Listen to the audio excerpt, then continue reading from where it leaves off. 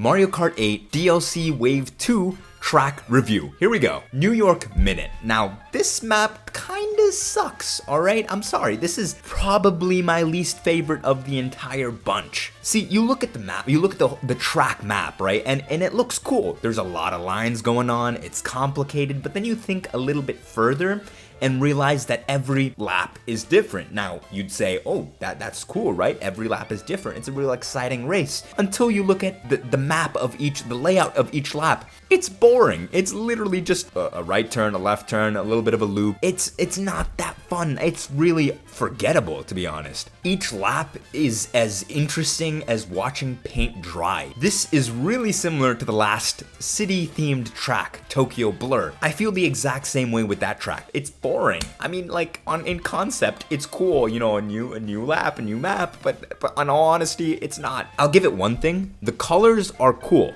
I played Red Yoshi, and the colors just hit kind of perfect. It's like bright red. It looks nice. Also, dude, screw the Goombas. Why are they even in this? I hate the Goombas. They just mess up my lines. 3 out of 10. Mario Circuit 3. Now this, on the other hand, on a whole different side of the spectrum compared to the last track, this is a good map. Okay, looking at the colors, looking at the visuals, there is nothing. It's literally nothing. There's just like colorful blocks on the sides, like we're playing freaking Minecraft or something. But forget about all that. It just doesn't matter when you look at the layout and the actual gameplay. You flow from turn to turn, the drift. Even though the turns are really sharp, you still get maximum drift with minimal braking. So it's fun. And sure, it's bland, but that doesn't matter when the actual gameplay is so much fun. You can't just understate the joy of schmoving. That's what I call it. When you go from drift to drift, that's schmoving. Also, there's a really cool shortcut at the end. I mean, it's simple, you know, it's just a cutout through the turn, you just go straight.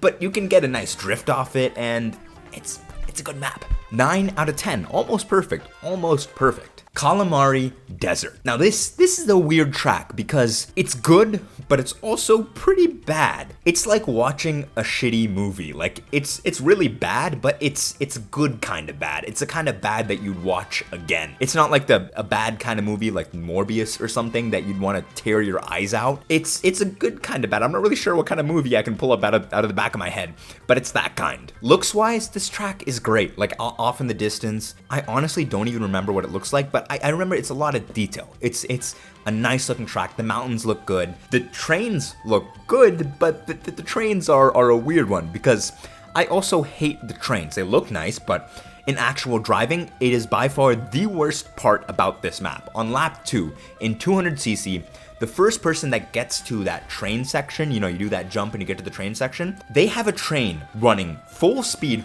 right at them. And it's like, okay, whatever. It's like a Super Bell subway, you know, you gotta get past the train. But the difference with that map is that you have so much space. This map, there is no space. The train is the entire track, so what do? Like, you can't drift, you can't turn, you just sit there and take a train right into the face. The track layout is also pretty simple. I mean, it's like 2 loops, but there is a lot of shortcuts, and I'm not gonna mark against it too much for that, because other than the trains, I think it's a good map. It's a good map. 6 out of 10. 6 out of 10 is good, all right? 5 out of 10 is average, and that's where I say most tracks are, so this is above average. Waluigi Pinball. I'm not sure if I can review this being unbiased because this was on the DS. This was like the best track in the game. It is legendary. The soundtrack is great. Everything just works. I'm gonna get the rating out of the way. This is a 10 out of 10, and I've only ranked 2 other maps 10 out of 10. If you want to know which ones, watch my old video. I have it in there.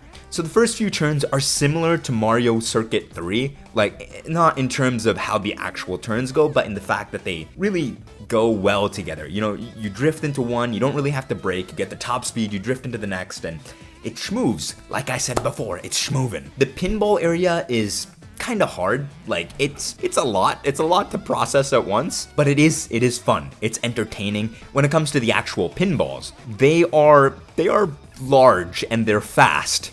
Pause, but they're not that bad. There's so much room that you can kind of go around them, and that's the fun part. Sydney Sprint. Now, I'm kind of torn on this one. There's good parts about it, and there's some awful, awful parts about it. Mr. H and I have debated this track. He loves it. I don't like it very much at all, but I'm gonna look at this unbiased. I'm gonna forget about all our arguments. I think the first and third lap are really good. I think they are fun to play. They are much, much better than Tokyo Blur or New York Minute. It's better than those tracks. And visually, it's great. This is probably the best of the bunch. There's so much going on. Even though it's not even nighttime, the colors still pop. It's a fun time. But that second lap, that second goddamn lap, that middle part where you go past those barriers, those goddamn barriers, if they just removed those, this would be such a better track. But I don't think I've ever dodged those barriers.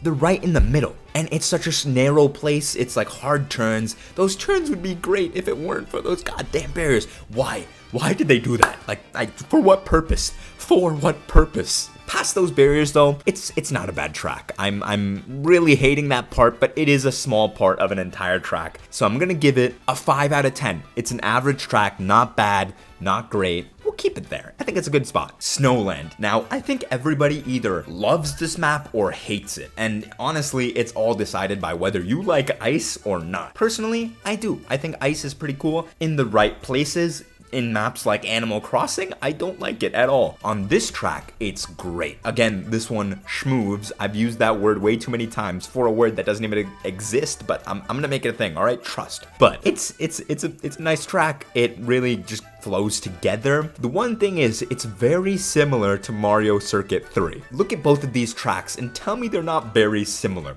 You got that starting part, which, I mean, I guess that part's not all that similar, but then you have that U-shape curve, that hairpin bend that goes into another hairpin bend, which then you can take a shortcut through another turn or go through the turn, which then leads to a straight. It's the same map, except this one has ice. But Mario Circuit 3 is good, so this one, by transitive property, I don't know, math. By that, this one is also pretty good. 7 out of 10. Mushroom Gorge. Now, this is gonna be a based opinion, all right? It's gonna be a rough one. I don't really like this map.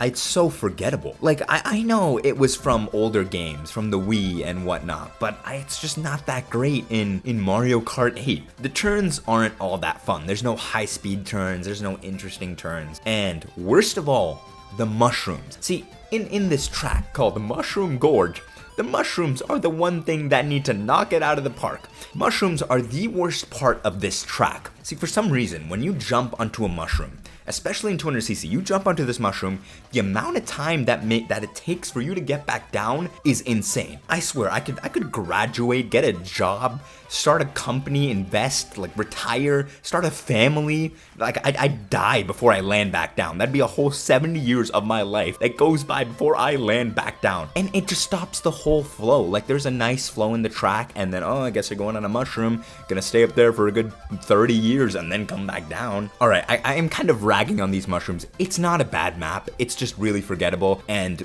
forgettable tracks are 5 out of 10, average. I mean, the average is the most amount of tracks, and I feel like I'd forget the most if they were in the middle. The last track, Sky High Sundae. Visually, this track is really interesting. First time playing it, it was a blast. It's very similar to Sweet Sweet Canyon in terms of visuals, because, I mean, they're both sweet and sugar and sweets, you know. But it's fun the first time, fun the second time, maybe up to the 5th time, you're having a blast. It's a good time. And then you play it maybe 5, 10 more times, and then you realize this map it's nothing. I'm not doing anything. It's an oval. It's an oval track, and if you watched my other ranking video, I hate oval tracks. Oval tracks suck. The reason I don't like them is because you only do 2 turns. Other than that, you're just going straight forever.